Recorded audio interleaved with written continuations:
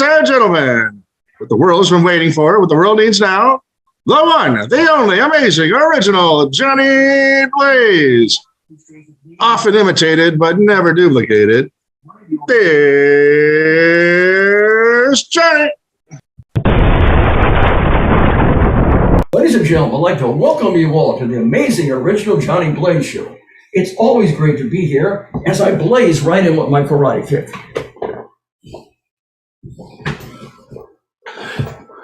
Let's have a blazing hot fun time. A father and son were sitting in the front pew of a church one Sunday morning.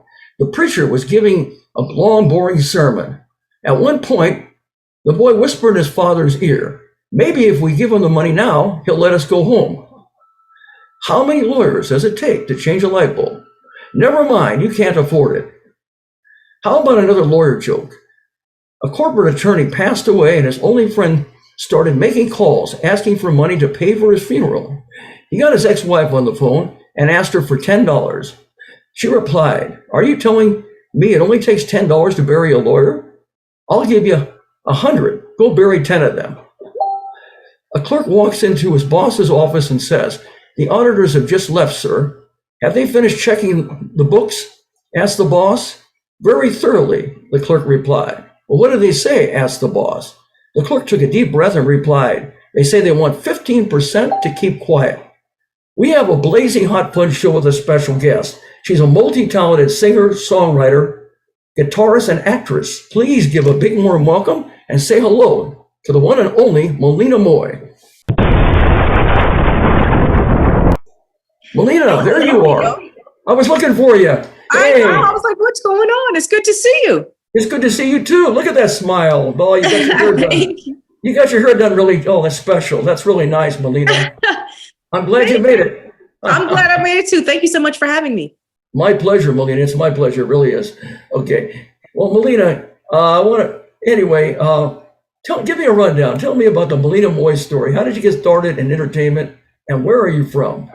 Okay, well, I actually was born in Ohio and was raised in Minnesota. And so I grew up in Minnesota and I come from a family band. So my mom, my dad, and my brothers, we all played music together. And I loved it. And I always say that, growing up in Minnesota has always been, for me, to me, that was the schooling. I learned so much just because, when I first picked up a guitar, my dad, he tried to give it to me like a right-handed player, but I'm really left-handed. So I didn't grasp that. So when he left the room, I flipped it upside down and I started playing like that. And I was like, man, this is perfect. I'm just going to go with this. So I always say, Minnesota's the land of 10,000 lakes. We have Prince. We have all the, wonderful music, and it's a great place to grow up. I think just because it's beautiful, culturally, it's amazing. And I just, I miss it. And I love Minnesota. So. That's great. That's great. So would you say your relatives are involved in it also in the entertainment, or is it just you pretty much? Oh, no, it's definitely my relatives. My dad still plays now, and my mom and my brothers as well. My dad plays the bass, and he actually plays with Bernard Allison, who is a blues rock artist. And my mom, she's a singer and a drummer, so she's working on her album. And then my brothers, Tyrone and George, they're producers, and they did some stuff with Bone Thugs and Harmony, and they're constantly working on their material and working with other artists. So I think that, and then like our cousins and everybody's it was kind of like, I think music is something that everybody did. And it was one of the things that we all did just to pass time and have a good time and sing on the front porch and just jam. And it's just a part of our DNA. So yeah, I'd say I definitely come from a musical family. That's great. It's all in the family. That's for sure. That's wonderful. Yeah. That's where you pick up I'm sure that's where you pick up your talents and abilities. Thank you. Yeah. My mom sings too. Like everybody sings, everybody plays. My great uncle, he is really my cousin, but I always say my uncle, he was in the five blind boys of Mississippi. And these guys were like the Green Book, like from the movie, the Green Book, the movie, where they were talking about there's a book that all the African-American entertainers would look at so they know exactly where they could be safe when they were traveling in the South. he was a part of that whole thing.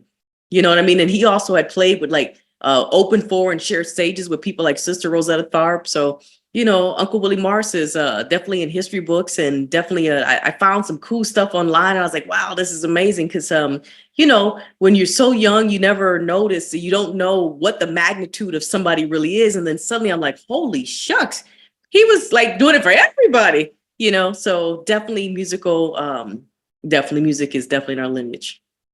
That's great. Well, you're a lefty now on guitar. So you say lefty guitarist. I noticed that, and that's unique in the business. Do they make the lefty guitars different than they do for the people for right, or is it about the same? Well, you know, that's a great question. So the thing is, they're the same, but you have to make them work for a left-handed player. Meaning, like the way it's strung. Most people who are right-handed, they have their regular tunings. And let's just say, for instance, people that don't know the name of the strings, people are familiar with a skinny E and then the thicker E. And I always say when it's a left-handed guitar, you can have it looking exactly like a right-handed player, but you're gonna play it backwards, right? And for me as a left-handed player, I took a right-handed guitar and flipped it upside down. So I'm backwards and upside down, meaning the skinny E is at the top of my head and a thicker E is at the bottom, which means that even my chords and everything is in reverse. And it was funny because someone said to me, yeah, you know, you're bending down to raise a note, which is completely backwards. But it works for me. And that is because I am so left-handed. I write left-handed. Everything I've done, it's my left hand. And I tried to play it the other way. It doesn't work. And they're the same. A left-handed guitar and a right-handed guitar they are the same guitar, except they're going to have different cutaways. The body, because a left-handed player will need to get up. You know, for me to get a little higher. So a lot of my guitars would have a left-handed body, like a natural left-handed body, and a right-handed headstock, simply because I play in reverse, which means the strings have to be also in reverse. So they're upside down.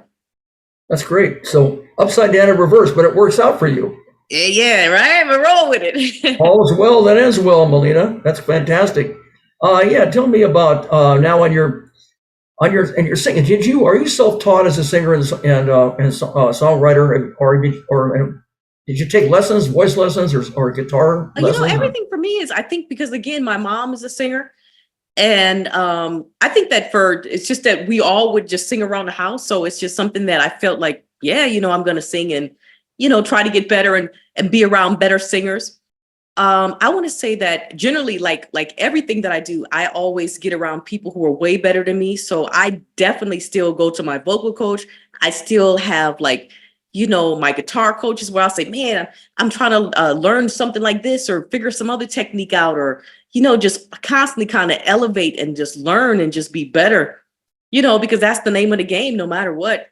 And I just keep challenging myself. But I guess for the most part, it's like you hear something, you do it. You play, you hear something on the radio, you play it. You try to figure it out. Then you try to figure out more things. And then you just try to figure out, you know, things to just keep putting in your arsenal. And before you know it, you're running. So you play by ear. You just watch and you learn and you do it. Yeah, for sure. And then like even with I guess that, you know, I never thought about it like that, but yeah, definitely. And even with like writing songs, all my albums, I wrote my songs, and I love writing with other writers as well. But for some reason, like the last two records, well, I mean, I wrote all my records. I love to write, and I think it's just a great outlet for me as well. And I think just also, you know, early on, I was also like a part of the Sony writing team. So you learn so much also when you're with other amazing writers. And so I think that just probably gave me confidence, because I was like, man, here I am in New York City, you know, and then I'm like being around all these great writers and they respect me and think that I'm good. So that just gave me the least to go, okay, I'm just going to keep writing, because that means if these guys think I'm good, then, you know, I can write. And, you know, that's it. I just kept writing and just trying to hone everything in best I could. And I love it. I always think that writing is a piece of the medium, and it also allows you to tell and share, you know, how you feel with your audience so that they have your perspective, which I think is so important. So, would you say you prefer original songs or cover songs, or both equally? And how do you get your ideas for writing songs too? Where is it You from? know what? I didn't hear your first part. What was your first part? Your first question about originals or covers? What was it? Okay, do you prefer writing original songs or cover songs, or about equally? And also, how do you get your ideas for songwriting? And is it music first, or is it words first, or vice versa? That's a great question. So, you know what? It all comes so differently. I got to be honest. So, one of the things that's amazing is I say, I like cool covers. Covers are great, but I tell you this: I don't ever do a cover trying to do what has already been done, because that obviously already exists, and I could never top that.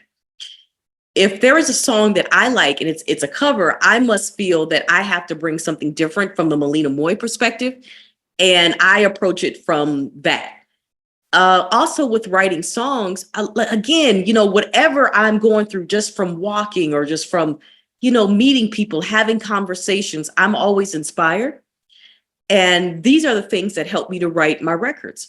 I remember, like, with the last record, we were obviously in the pandemic. So, just to give you an idea, I just remember also watching, I think it was 007, one of the movie, right? And I was like, I never really seen the movies. And I just was thinking, oh my God, I never seen like Daniel Craig. I was like, oh my God, look at his pants, his clothes, and how great everything fits. So it was crazy, because then all of a sudden I just started hearing these melodies. And I went to the bathroom and I started singing into my phone, right? And then I just left it. Then I said, when I leave here, I'm going to come up with some ideas and just play with this. And that's exactly what I did. And to be honest with you, on my album Dirty, that's where Upsex, the melody came from that. And then I just started to fill in the blanks, and everything just started to pour in. So I was like telling my fiance, I said, hey, I'm going to incorporate you in this song. And I said it was, inspired by you and Daniel Craig. It was just crazy. So I just, and it was wild. It was all about a pair of jeans. Who does that? And it's crazy. But I wrote it that way. And I wanted to also bring in the inspiration from Minneapolis, and, pieces of the Minneapolis sound, but clearly make it contemporary, make it MALINA MOYE, but to pay homage. And I was so happy a lot of people caught that. So that's that. And even with songs like Dire Maker on this last record, I always thought that was such a beautiful record. And I love what Led Zeppelin did, and you could never top that. But I was like, you know what? I want to do like a call and response. Like, if he wrote that record, I want to do it from a woman's perspective. And that's kind of how I was hoping that it came out. Meaning, like, even the way I sang it, real flirty, just sexy. So I interpreted it different. And of course, people were like saying, would you want to copy the guitar solo? I'm like, no, it's already done. Why would I want to do that? Again, I'm going to do MALINA MOYE. You want to hear an amazing version, you go listen to the original. But if you want to hear like a take and a different side of it, and you're open to it, hear what we did. That's what I did on that. And songs like Enough, that was one of the records where it was noticing that, a lot of the mediums, when it comes to press, they don't put a lot of women, or I was noticing like Black women, we weren't being represented properly. And I'm like, wow, this is wow. A lot of these people are realizing that they are not giving us the space that we really deserve. And it was kind of like they were trying to make me feel like, yeah, if you don't look like this or this, then we're not going to cover you. And I'm thinking, what? And I just, all of a sudden, I just started writing. And then I said, no matter what, I'm going to celebrate myself. If no one else wants to celebrate me, I'm celebrating myself, because I know how hard it is to do whatever you're trying to do. And I know what it feels like to come from nothing. And that's where the song Enough came from. And then I did a little campaign, and I had spoke my truth. And I said, hey, if you ever feel like this, put a picture up and celebrate who you are right now, not who you're trying to be, but the person you are, and hashtag it, I'm enough. And I did that. And it was so awesome, because the next day I woke up and I was like, wow. And I saw that Miss Yolanda Adams had discovered it as well. And she said some beautiful words that were so encouraging. And it just made me realize that I am on the right track. And I'm so glad I did that record, because that record is one of the songs that has introduced me to so many incredible people all around the world. And you just never know how something can impact somebody. And for me, I always go, if someone ever had to remember me from anything, I hope that that is one of the songs, because just from hearing the stories and how people felt when they heard that record and how it helps them, to me, I'm so grateful that I had the opportunity to write that record. So you're being true to yourself. You're not caring about other people. Well, you're doing what you want to do, what MALINA Moye wants to do, and put your own spin on it, on your original song. Doing it your way, MALINA. Huh? You're doing it your way, and it's working. Amen. Because you know why? Because it's like this. If you're going to fail, then you might as well fail doing what you want to do, right? And if you win big, you're being yourself. And I think that, you know, the name of the game is like my mom and dad always said to me, is like, when you don't see yourself represented, show up. When you think you can't, show up. And always know you matter and you count. And no matter what, believe in yourself. And like you know, you're the original Johnny Blaze. So it's like there's only one, you know that. Everybody, you know, but what you was just saying? So, only one, never duplicated. What is it? Often imitated, but never duplicated. Yeah, baby. So, I mean, come on. So I think that that's what it's about, because that's your gift to the world. And we are so blessed to receive it and to live in this moment, to experience it. And I think that everybody has a gift. And I also think that, you know, the more you find out that you are unique and special and like a handprint, it's only one of you. And the more people were to celebrate that, I think that they're going to discover how phenomenal they are. And they're going to see so much of their life just begin to soar. You have so much passion. And I just saw you recently at the Hard Rock Cafe in Hollywood. Yes. Glad that I saw you. And you know what? You put so much feeling and power and passion into your performance. And you were moving your head back and forth and getting really into the guitar and getting into the singing. And it was phenomenal. That's why I stood up and applauded you, like so many other people in the audience.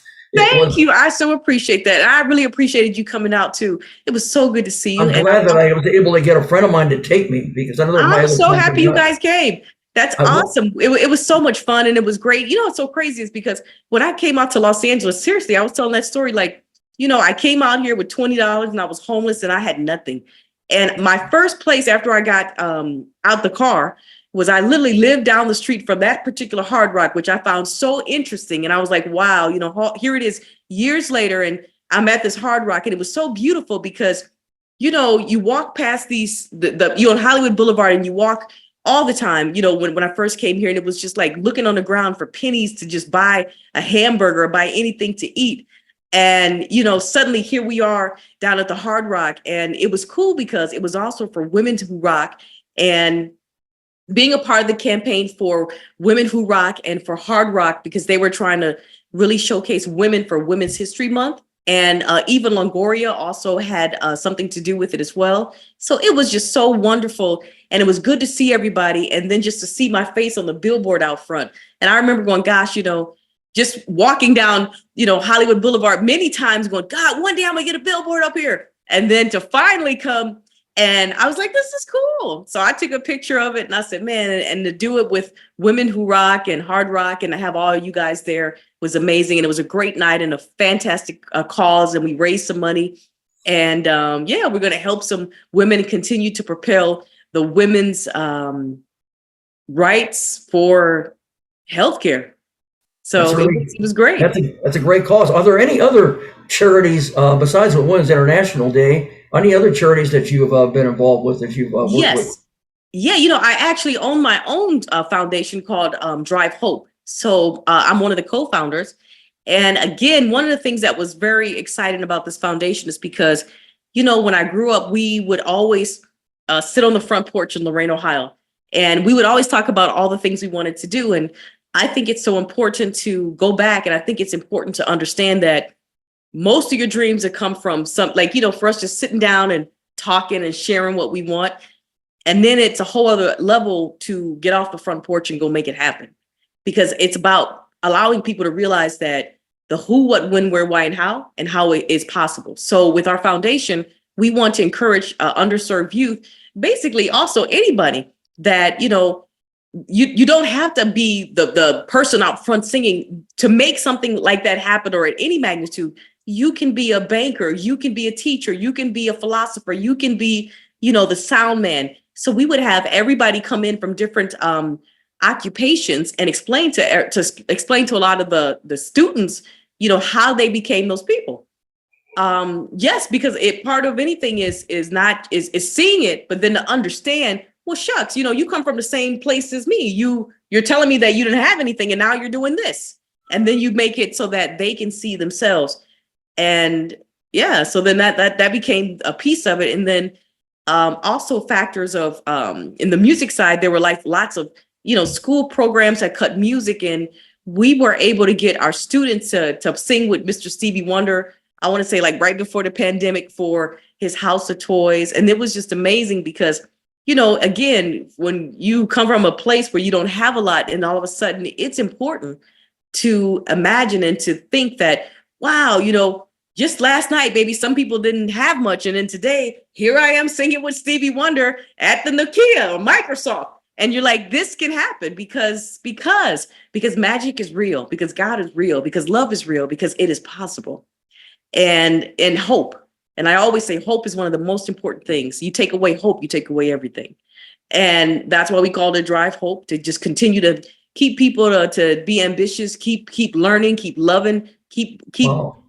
Find the great in you. That's the hashtag for that. Hashtag find the great in you. Like what I said, to that one thing that makes you you. That totally goes along with what I've said. There's an old saying, well, a man without hope is like a man without country. And also, quitters never win and winners never quit. Amen. That's right. That is right. And I have an original poem for you, I'll share. I'm sure you'll love it. Okay. Positive thoughts make you hot. Negative thoughts make you rot. So be hot. Don't rot, or else you'll go to pot and you'll lose a lot and you won't be a big shot. I love it. You're brilliant. You know what? I've always been a fan of you and a fan of all the stuff that you do. So I think this is awesome. And, that's why I said I was so excited when you asked me to come on. And now I can say I finally did your show. Malina, I'm very excited also. You're in my 66th episode. I started doing this in 2020 in the pandemic. I've been doing it ever since. But I wrote to you. I didn't hear from you. But all of a sudden, I least expect you friended me. That's great.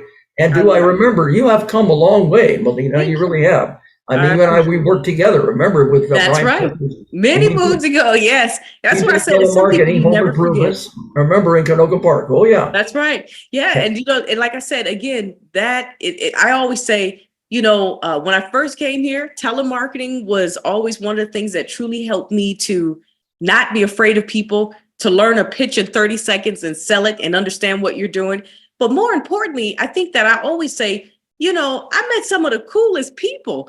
I mean, you were one of them. I met some of the coolest people. And then you just never know, like in life, like all these different places that you stop. And then, you realize and you start to cherish. And then you're just excited that you were at least able to be in someone's orbit.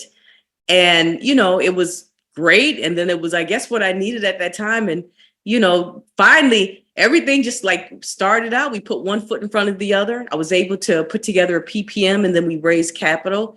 And next thing you know, what is a PPM? What is that? Oh, it's pretty much a private placement memorandum where you can actually raise capital. A lot of people do things like GoFundMe, but because my fiance actually raises millions of dollars for like films, he said, hey, you know what? For what you want to do, let's put it together a PPM and let's try to really get your label off the ground and make some things work. And that's exactly what we did. And it was awesome because I remember the first person that heard about what we were doing, he was the first guy to pop right in. And I mean, it's a great story. And I was like, man, thank you so much. And then from him, another one rolled in. And before you know it, I was able to really, really put together and do the things that I wanted. Then all of a sudden, everything just, honestly, it really took off. And I want to say maybe like right around 2012, it was just like, unbelievable. And ever since then, it's just been nonstop, which I'm so excited about. And then we, chance to travel around the world and play the music and continue to play. And, I'm on my fourth album, and now we're actually moving more also into the movie space. So I can't wait to share my story with everybody about what we're talking about, how I came out here with $20. And like literally, I had 3 jobs. I was trying everything I could to just make this work, and sleeping in between the front and back seat of my car and I had a knife and a Bible, and I would park in places that we weren't supposed to park in. And I would put clothes over my head, and I would just pray and say, God, please help me to, to get through this and help me to see another day. And, and he did. And which is why I'm always saying, a lot of people don't know where I come from. So therefore, I'm always like, man, you in order to really understand how far a person's come, you got to know where they come from. But that I know, and that's what matters. And so I'm just kind of like, I can't wait to We finish all the things here, but I definitely see that films are definitely going to be in the future, and I'm so excited. Oh, you're acting now. You're acting. I think you did some kind of documentary. Talk to me about the kind of acting that you like to do. Is it drama? Is it science fiction? Is it You know comedy? what? I love all the above that you just said, but I think that for me, and like I said too, just being a person that's always just going to be proactive in my career. I just am that person. There's a couple things that we have that I can't quite mention yet. But I can say this, if you pick up the Samuel Project, I was in this film. Mark directed it, and this film actually, what's the gentleman? Hal Linden and Ryan Ochoa are the stars of the film. Liza is in the film as well. Lisa, excuse me, LaPera. Myself. It's you should definitely take a look at it. It's called the Samuel Project. I think you'll love it. I play Violet as an art director. Really good film, family film. If you see it, just check it out. And then, I had the chance to also with the song Enough, we were able to include that as an in credit song, which was great. So that was like my first time being able to even submit something for Oscar consideration. So it also made me realize, wow, there are lots of mediums where I'm an actress, and at the same time, I still get to write songs that could also, put me in different areas that I never imagined as well. So that's cool. But for me, it's like, man, anything that allows me to be creative. So I love any medium, whether that's acting or if it's music, obviously, or fashion. I think it's all about just being able to be creative. And what I'm excited about with the films are you'll get a chance to see, like I said, the MALINA MOYE story. I kind of look at it as like how Prince had Purple Rain. I see this like what we're about to do for MALINA MOYE, like that kind of magnitude for me. That's the goal of what I would like to see. And then there's a couple other things that's going to come as well. But yeah, so we'll see. And then I like hosting, and obviously I love to talk. You hear me just blah, blah, blah. You have so much, you had bubbliness when I met you on the job, and you have as much, if not more, now. You've tremendously. I always remembered your bubbliness. Oh yeah. Oh, thank you. And Brian, of course, our ex-boss said, I let her leave to go home early from the job so she can do what's in her heart and her passion. That was very nice of Brian. That was nice of him to do that. I think, and you know what? And let me tell you something. What was wild is Brian actually sent me an email, I want to say like 2015. And he's like, Malina, I saw you on Arsenio Hall show. And I was like, man, Brian, again.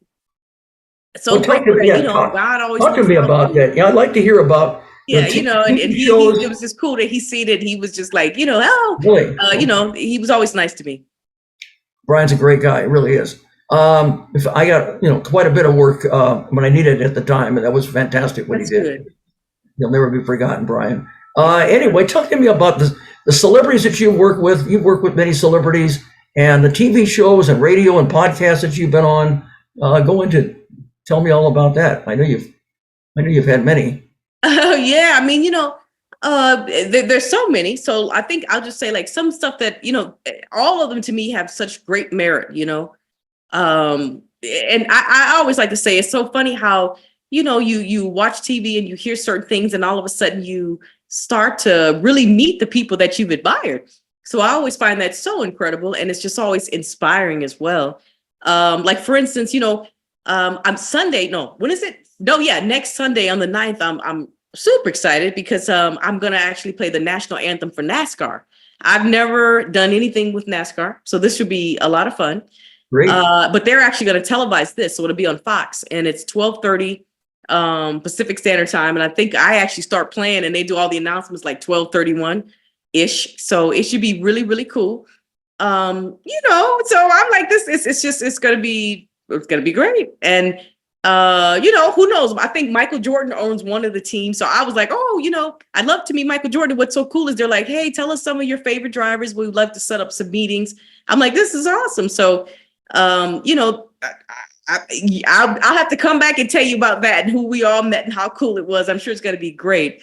But prior to that, when you like with the Rock and Roll Hall of Fame, just recently, I was in Cleveland and I was able to be a part of the Revolutionary Women, which was an honor and which is an honor. It's an exhibit that's actually up in Cleveland right now.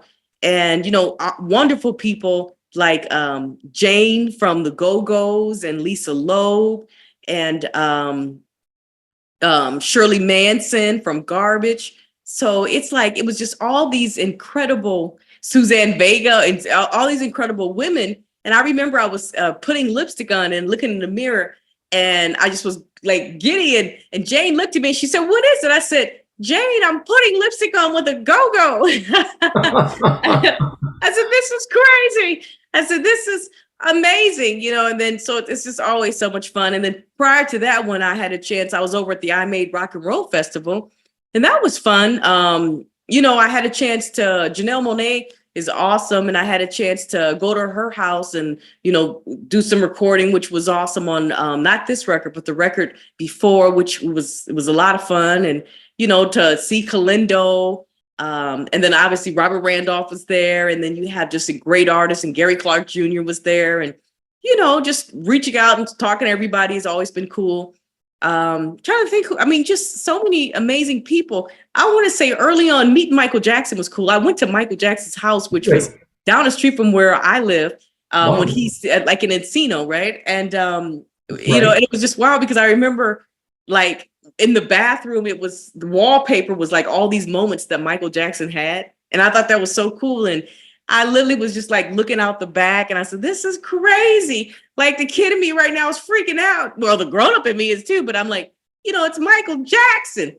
So it's just been some great stuff. I'll admit that's just been, and then, at the Grammys, you're gonna run into everybody. So I'd say, maybe for the past 10 years, just to be able to be on the carpet and to go and to celebrate great artists and great music, and to have had opportunities to contribute music as well as, it's been a lot of fun, and I hope that we can continue to do it, and and just keep meeting people and having fun and making memories. So yeah, you were the best. You were the best dressed at the Grammys. You got an award for the best dressed, right? Are you kidding me? That was like, yeah. What's so cool is like I said, I've been able to go for the past 10 years, and what's amazing is every year, it's amazing because I wear like Kevin Hall. I've been wearing Kevin for years, so Kevin dresses everybody. And I won Best Dressed with him on several occasions. And what was funny was one year, and this wasn't Kevin's dress, one year I remember I did it, and it was so wild because I was like, well, there's something. I'm finally tied with Taylor Swift for something, and it was for the worst dress. And they were like, "We don't know who's worse, Melina or Taylor Swift." And I was like, "Oh, this is awesome." So at least I'm in the same breath. And then in the same token, someone else says, "Oh, this is the best dress." And I said, "Well, there you go. It's all in the eye of the behavior. This dress is the worst dress, or this dress is the best dress."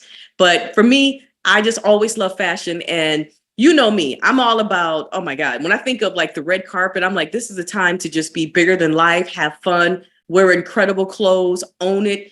I mean, what girl doesn't like diamonds? I mean, you're right. And just to get really gussied up and just be glammed out and have fun and just have a beautiful day. And just great. Remember Marilyn Monroe? She said diamonds are a girl's best friend. You remember that? Yeah. When I did the Elton John's his Oscar viewing party one year, I specifically chose a dress that was like hot pink. You might could find it. And I had the black gloves, and I did the whole hair, and I had all these diamonds. Oh, I loved it. That was a Kevin Hall dress, and we definitely got a best dress on that too. I loved it. So and it was definitely she was definitely my muse, Marilyn Monroe. And then this year when I did Elton John's Oscar viewing party, I had the yellow dress. And for this one, I was hoping my muse was Cher.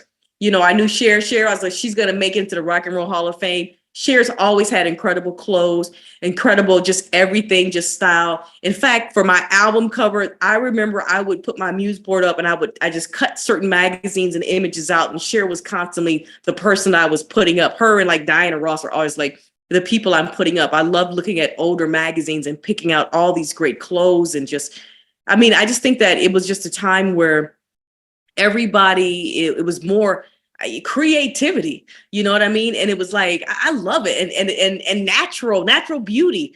So that particular dress out, and I spoke to my stylist, and I was like, you know what? I'm wearing this yellow dress. This is Cher. Cher would wear this dress. I love it. So I did. Why not? You want it? Yeah, you want to have it? You can do it. You can do it. And you will do it. And you do Amen. it. There you go. You did the Star Spangled Banner. You sang it. and several events. Talk to me about that, about those experiences. Yeah, all of them are great. I remember, yeah, you're right. We did a few of those as well. So it's always so interesting to sing one versus to play it. Singing is awesome and incredible. Right. So it's kind of like, hey, you know what? I'm going to do it. And I did it and I loved it. And then I thought, you know what? I've never played it on guitar. And I'm like, no one's ever really played it on guitar except for Jimmy. And that's when I really tried the first time in 2010. And that's the time where it was for me just like a moment to be like, hey, thanks so much for the opportunity. And then it turned into like a bigger moment than that. And that was the first time I made history. So I'm so glad I took a chance and said, hey, let me just try it and see what happens. And, yeah. And then I just said, hey, I'll do a few of them and keep getting loose and see what we can do. And it's always cool when you can alternate between, hey, let me sing it or let me play it. So I just have fun either way. And you have big crowds too. I think you had about 50, 60,000, 80,000 people there. That's right. Some of them are. So yeah, basketball about 20, you talking NFL about 80, definitely. And then like with this NASCAR, like I said, I have no idea, but then we're going to have, I think they might have a few million people watching or something, but it should be cool. I think the Indy one, the Indy 500, that's like 400,000 or 500,000 people that actually show up in Indiana. So, I mean, that's a whole other level. That's like insanity. But yeah, I'll be down. But it's always fun and cool. And I always say, no matter what, everybody always wants to give you their 2 cents about, oh, you should do this or this. And I'm like, yeah, I like to see you guys in front of 80,000 people. That's right. I'm seriously, because what happens is you have to just focus. And if you think about that moment will get way bigger than you and you will not do a good job. It's like the song. Go in and kill it and just, and do that. Walk a mile in my shoes. Right, for real. Until you're in someone else's shoes, you don't really understand what they're doing. Yeah, right? For real. That's correct. And of course, anyway, you also had a performance, the Queen of England. You also had a performance with that. But tell me about that. Well, that was a lot of fun too, because that was early on too. What happened was it was for the 60th anniversary of her being the queen, which was awesome. This one was pretty cool because I remember I got the phone call. It was one of the guys from Fender said, hey, Malina, Jeff Beck can't do it. And I said, I'll do it. And he was like, you don't even know what it is. I said, it doesn't matter because you said my name and Jeff Beck. So I'm going to do it. And then when he told me, I was like, oh my God, I really want to do it. And yeah, when we got overseas, I was actually on tour and I said, okay, well, I'll be in Spain. And, we got a plane to come and pick us up in Spain and take us over to London. And the bottom line was that Lord March, I'm not sure if everybody's familiar with it's the Goodyear Festival of the Speed. And it's one of the biggest festivals for cars, like the most expensive cars that's all put on by royalty. And, the Queen has the royal, I think it's called the Blue Arrows. They're there. So it's like, William and Harry, it's like a big to do. Everybody, every major, anybody, brand, you name it, they're there. And the guy, excuse me, let me get it correct, not the guy. Lord March was saying, yeah, so basically we really want to honor the Queen in her 60 years of service. And we would love for you to play God Save the Queen. And I was like, okay. And, so I had a chance to look it up. I'm like, God Save the Queen. And then I realized God Save the Queen is actually Our Country 'Tis of Thee. So it's literally the same. It's our song, Our Country 'Tis of Thee is their God Save the Queen.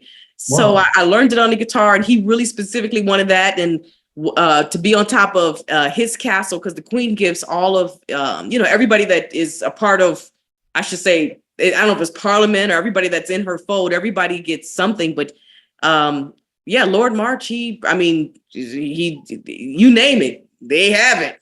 And yeah, I was on top of the castle and I sang, and that when I hit the last note, then the royal flyover happens, and it was super incredible. I'd never experienced anything like that. And I was like, wow. But I think for me, it was so cool because you go, when I was at the place, I said, man, it's so different because when you walk in, these were the one people where no matter what you had, coffee or tea, they remembered how you had your coffee or tea. So when we would leave and we come back, the butler would always have everything ready. And you ever seen that I think it's a TV show called Downtown Abbey. That's exactly how they had it, like in the back. Like soon as you move up to the house, everybody stands outside and they line up and the car brings you in and everybody was just standing out. And when you walk through, once you walk through the door, it was kind of like they would have the one thing that you always would ask for. And I was like, wow, this is wild. And then I was like, but how do you know what I want? And then they would have it right down to like 2 sugars, 3. They remembered everything. That was their job.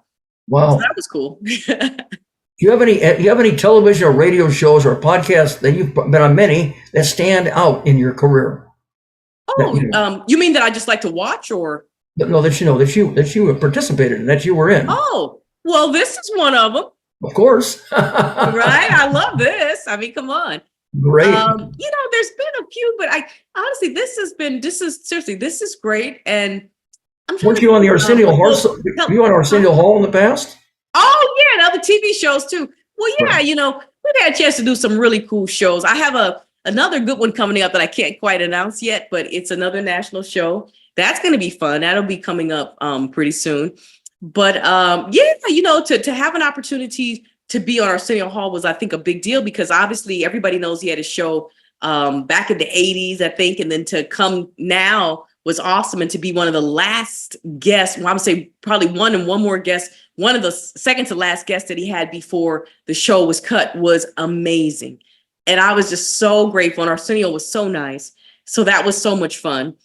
Yeah, and I mean, you know what I mean? And it was just great. I love it because I still have my robe. He gave us robes and a beautiful card. And, you know, it was just really, really first class. So I was always so grateful. And then, of course, you know, you make the runs with morning shows and those are always fun. But, you know, I think that the Arsenio meant so much is because it was probably my first late night appearance. And then also what it just meant to do it, you know, because it's Arsenio Hall.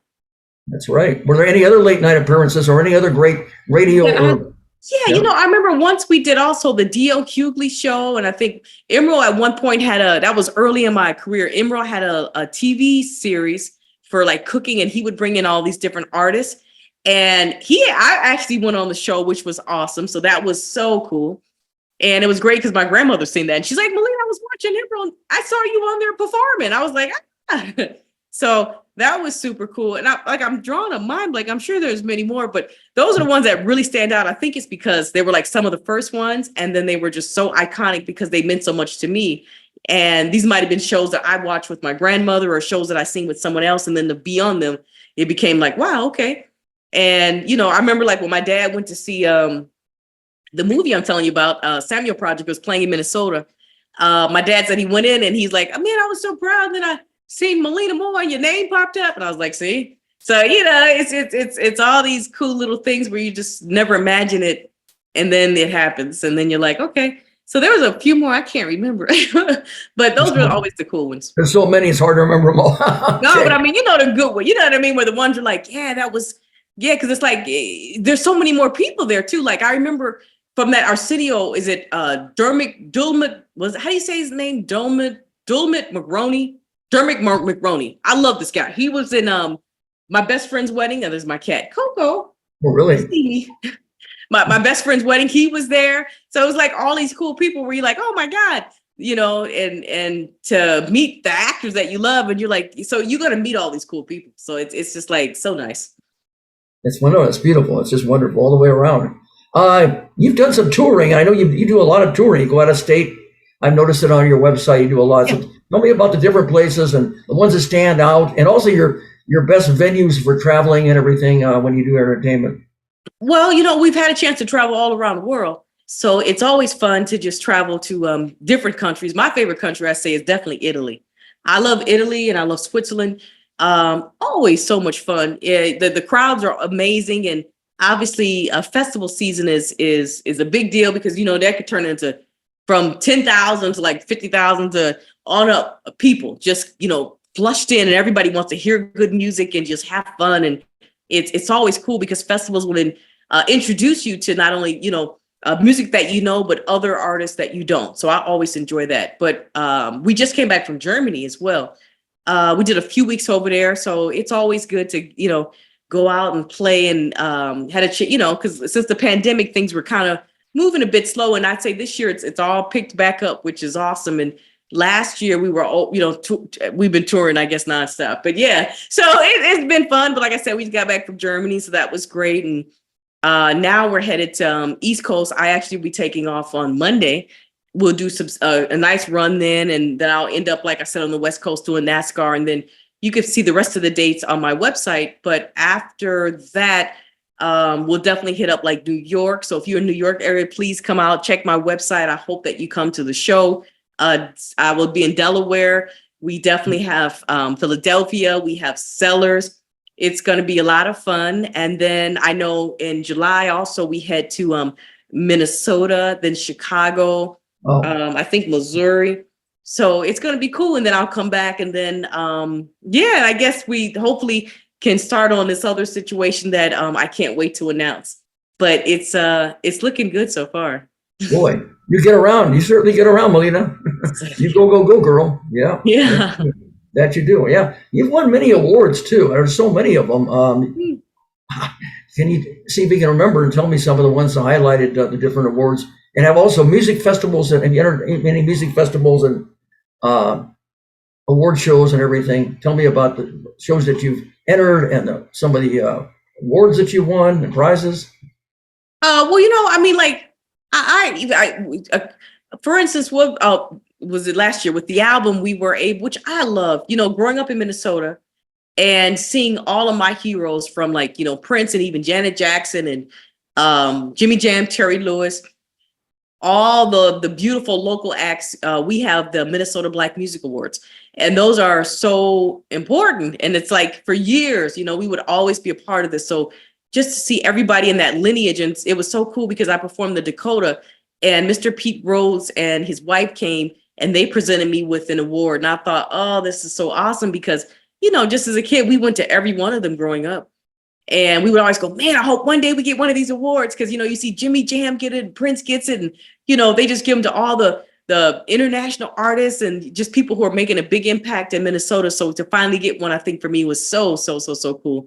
I love that. And then, like I said, to be included in the exhibit for the Revolutionary Women, about women who are pioneers and women who are helping to make a change. And I think it's so important to do that because we have to stand up and fight for each other.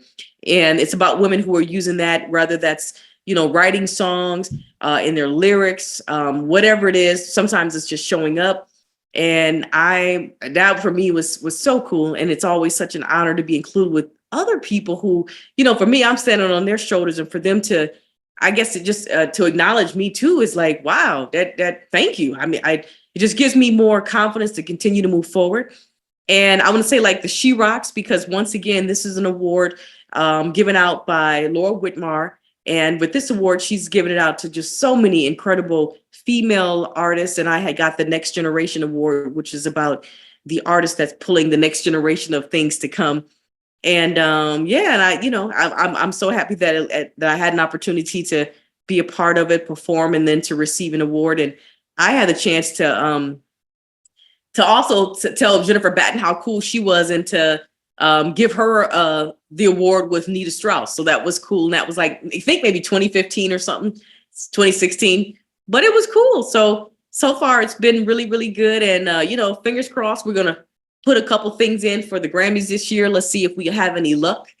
But it's always a process, but more importantly, it's fun. And it's fun to write it. But I really think that a lot of the good stuff comes from just hearing people talk about the records and what they mean to them. That's great.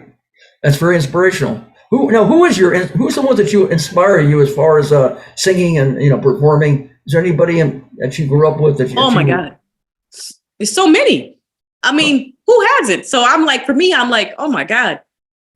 Clearly I love anybody that embodies freedom on stage. So I'm loving Prince. I'm loving Michael Jackson. I'm loving pretty much any one of the Jacksons. I'm loving, Queen. I'm loving, like I said, Cher and all these people for so many different reasons.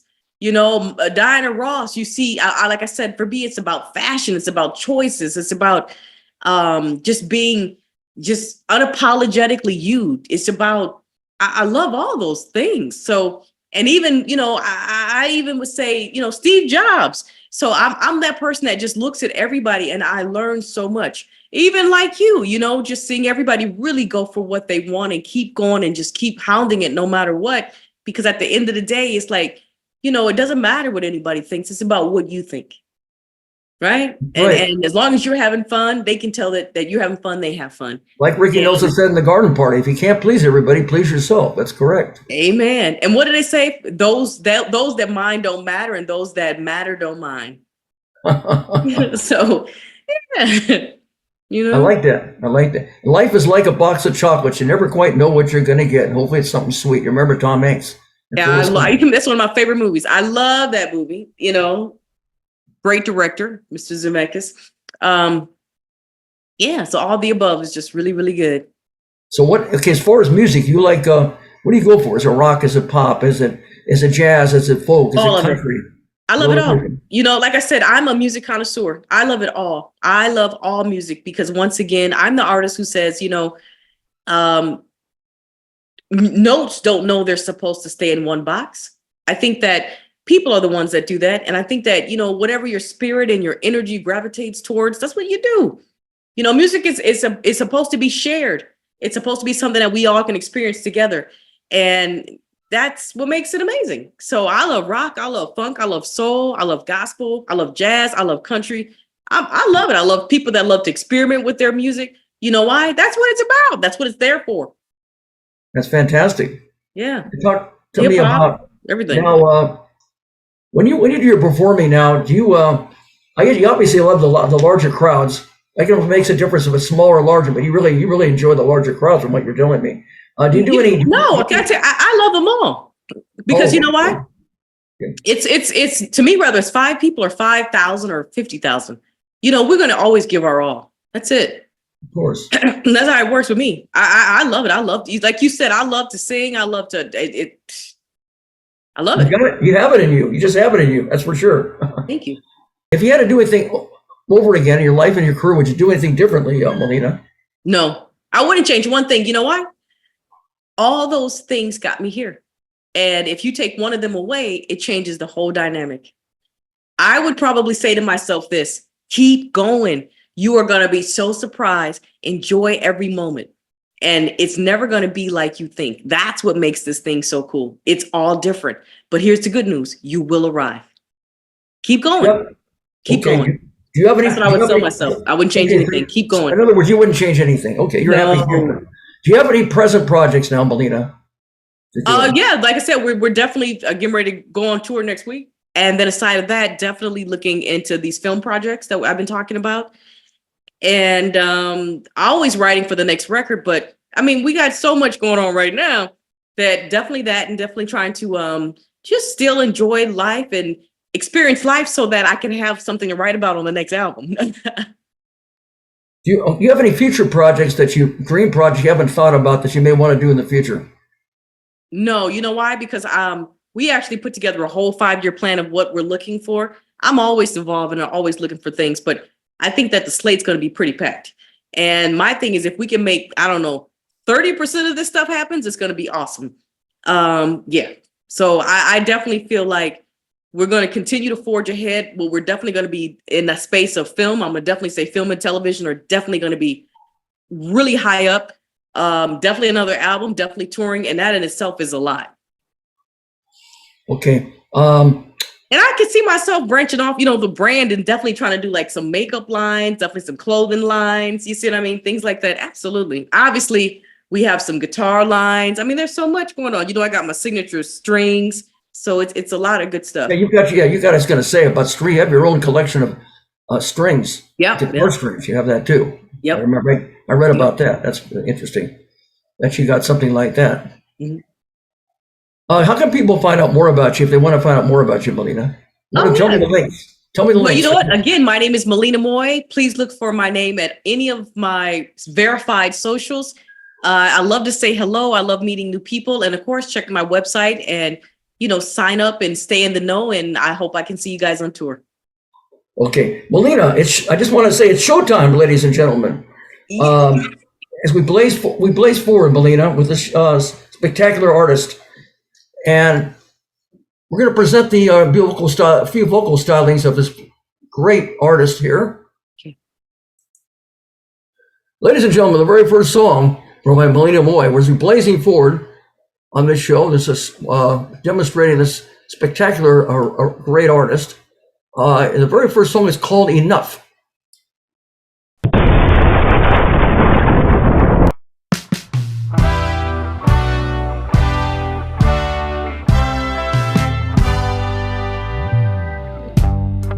When I was young, I thought the world owed me everything. Boy, so much has changed. It seems to me I can't be what I need to be. The scars too deep. Oh,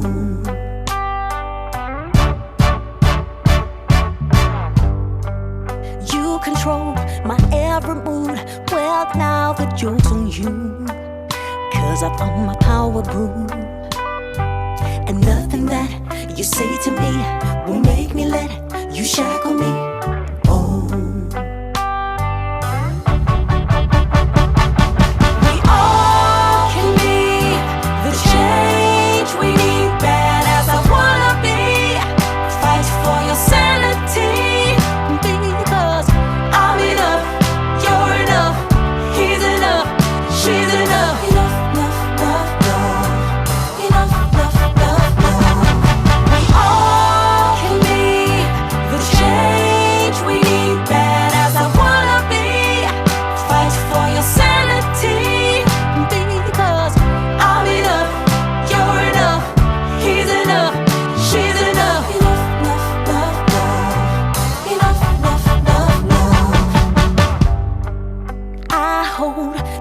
For me to conquer my possibilities, be the change to see. It seems to me I can't be what I need to be. The scars too deep. Oh,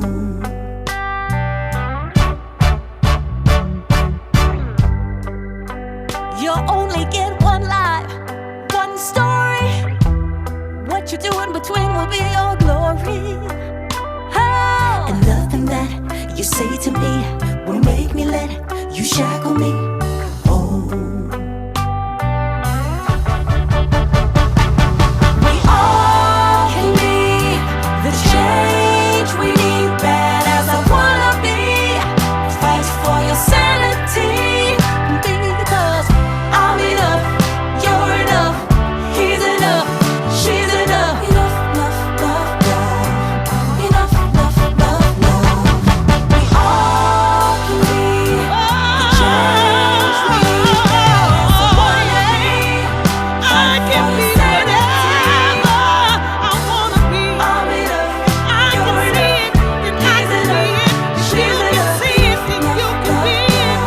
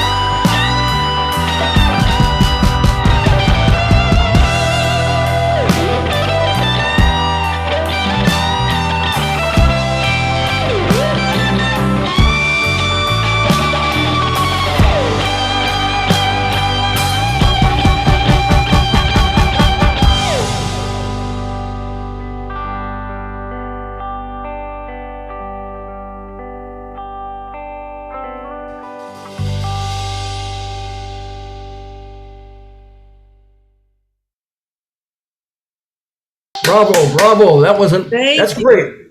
And the second and final song is called Say My Name. Have a blazing hot fun time.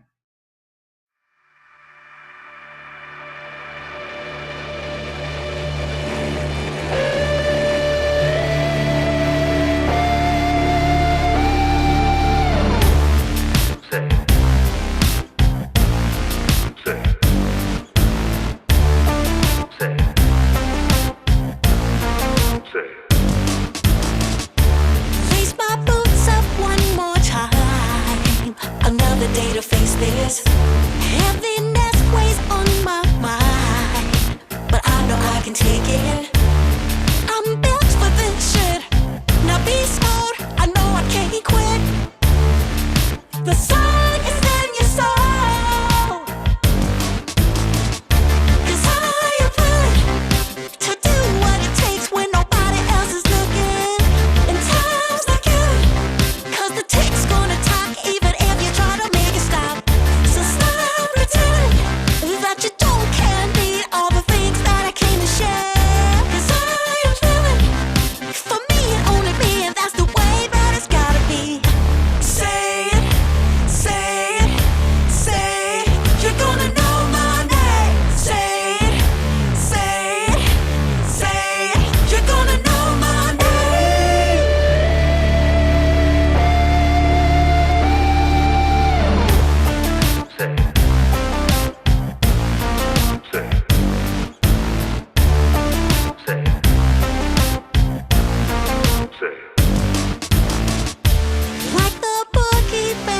night. I have you scared to breathe. Best believe you gon' feel anxiety. I have you on your knees, begging, baby, please. Guitar rich, bad bitch, upside down Hendrix licks. I come with guarantees, and then let's go.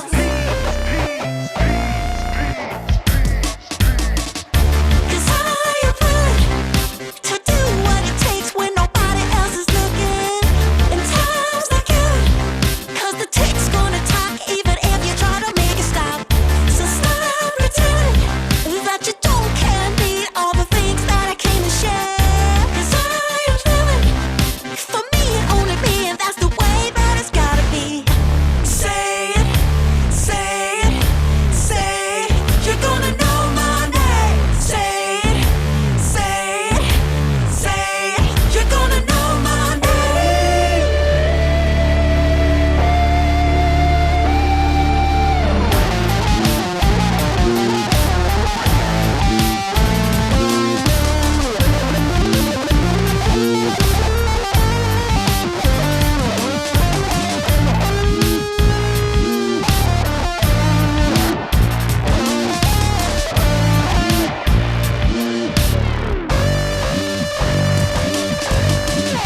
Cause I am willing to do what it takes when nobody else is looking.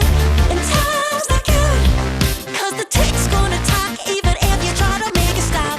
So stop pretending that you don't care and need all the things that I came to share.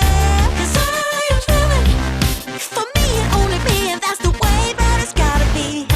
Say it, say it, say it. You're gonna know my name. Say it, say it, say it. You're gonna know my name.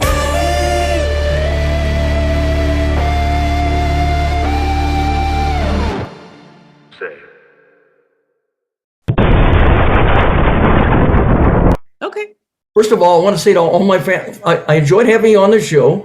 Malina Moye, it's been a pleasure. You're blazing some great trails. Keep doing it. You're doing the right thing. I've really enjoyed having you. Time's gone by fast. And I want to say to all my fans and friends, always keep a smile on your face and a song in your heart. And until next time, happy trails and blaze up. Ladies and gentlemen, if you would like to be a guest on an entertainment talk show, please send us an email at amazingoriginaljbshow@gmail.com. All of our episodes will appear on YouTube and Facebook and receive over 3,000 views. Don't forget to sign up for our YouTube channel, and every guest will receive a complimentary DVD of their appearance on the show. Remember, we are much better than a podcast. And now, the amazing original Johnny Blaze has just left the building. Good night. God bless.